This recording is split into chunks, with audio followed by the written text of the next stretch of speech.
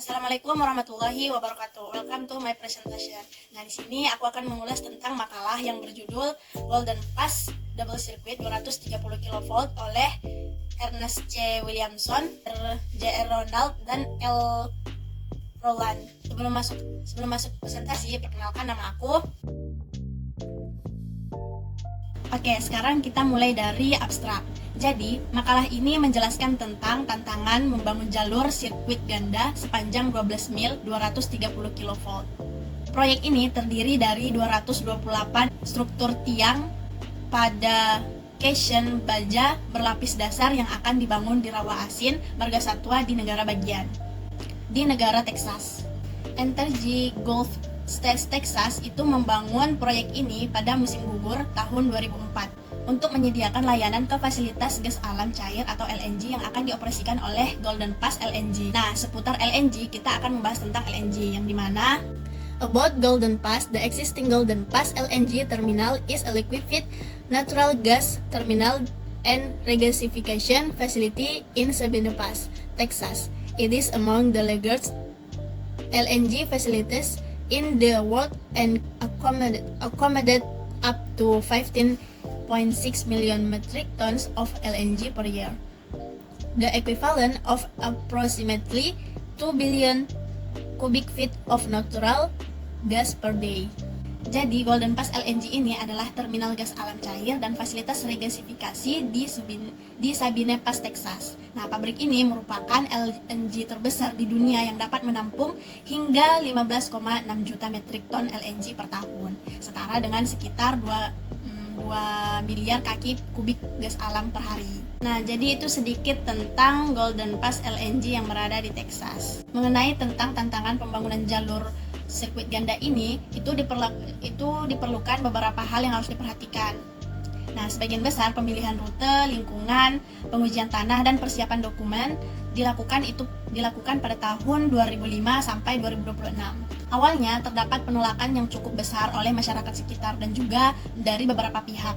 Penolakan ini cukup besar untuk rute yang diusulkan dari beberapa pihak mengenai perizinan, seperti membatasi ketinggian kabel yang dimana membuatnya harus terlihat oleh burung terbang. Persetujuan ketinggian dan tiang yang dipilih untuk membangun sirkuit ganda ini itu datang pada Agustus 2006. Kemudian negosiasi penelitian tempat terselesaikan pada tahun 2007. Pembangunan ini selesai antara bulan April dan Juli pada tahun 2008. Oke, sekarang kita masuk ke pembahasan soil testing atau pengujian tanah. Jadi, dalam proyek ini ada sebanyak 30 pengobaran tanah yang dilakukan dalam 2 tahap mendukung proyek ini.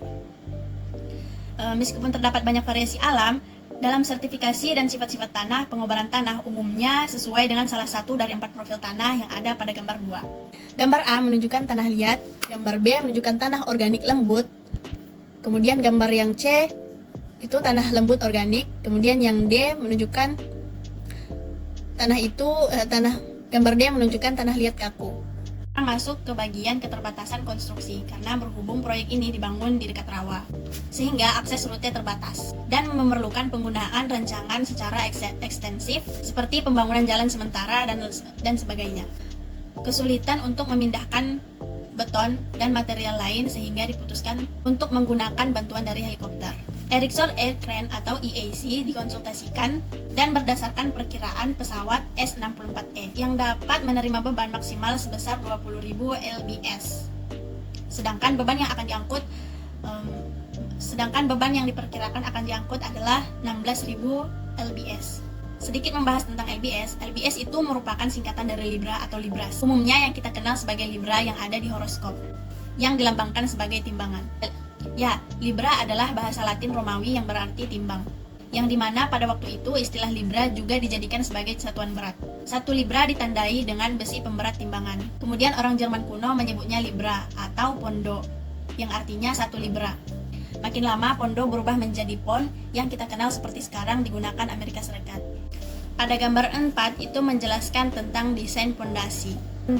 Desain pondasi dibuat dengan memperkirakan kecepatan angin, di mana kecepatan angin pada masa itu 140 mph. Hal ini dilakukan berdasarkan pengalaman pengoperasian di masa lalu pada tanah lunak yang ditemukan di rawa-rawa pesisir. Pengalaman masa lalu menunjukkan bahwa faktor keamanan yang lebih tinggi diperlukan untuk meningkatkan keandalan saluran secara keseluruhan, meminimalkan defleksi pondasi akibat kejadian cuaca dengan frekuensi kejadian lebih tinggi dibandingkan kejadian pada kecepatan 140 mph, dan mengurangi potensi dampak buruk pada kendur akibat rotasi pondasi yang berlebihan.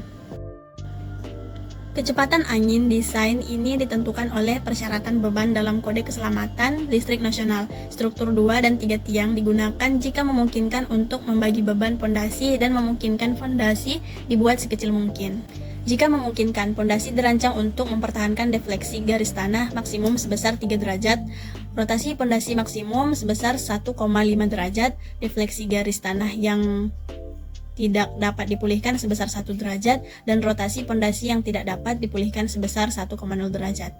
Selanjutnya, bagian konstruksi fondasi. Awak darat biasanya diangkat melalui kereta rawa ke lokasi sebelum penerbangan.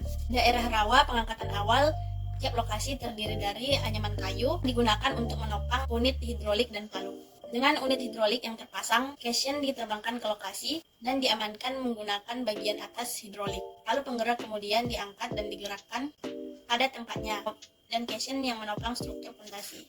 Tim juga kesulitan dalam penyelarasan tempat bagian-bagian yang ditempatkan dengan benar, seperti terlihat pada gambar bahwa mereka dapat menyelaraskan tempat untuk material-material yang akan ditempatkan di sekitar rawa menggunakan helikopter tersebut. Kesimpulannya, penekanan pada penggerak caisson selama desain fondasi adalah penting, namun sangat penting untuk penggerak caisson menggunakan helikopter. Jadi, dalam sistem pembangunan ini, helikopter itu sangat penting dan sangat dibutuhkan dalam membantu untuk menyelesaikan proyek ini. Kemudian, untuk pemasangan helikopter diperlukan standarisasi yang lebih baik pada telinga penggerak. Yang mengemudi helikopter tersebut harus menggunakan safety untuk menjaga pendengarannya agar tidak terganggu oleh pekerjaan yang sedang dilakukan karena keributan yang terjadi selama proses pembangunan. Dan kesimpulan yang paling penting adalah dalam tantangan membangun sirkuit ganda ini merupakan perizinan yang harus benar-benar mendapatkan perizinan dari sumber-sumber terkait masalah tersebut. Oke, sekian dari presentasi tentang membahas masalah Golden Pass ini.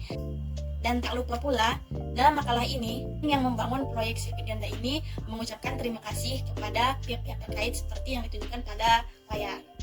Oke, sekian dari presentasi yang aku persembahkan buat para penonton. Jika bermanfaat, boleh di-share kepada teman-teman yang lain. Apabila ada kesalahan, mohon dimaafkan karena kebenaran hanya milik Yang Maha Kuasa. Sekian dari saya. Assalamualaikum warahmatullahi wabarakatuh. Terima kasih.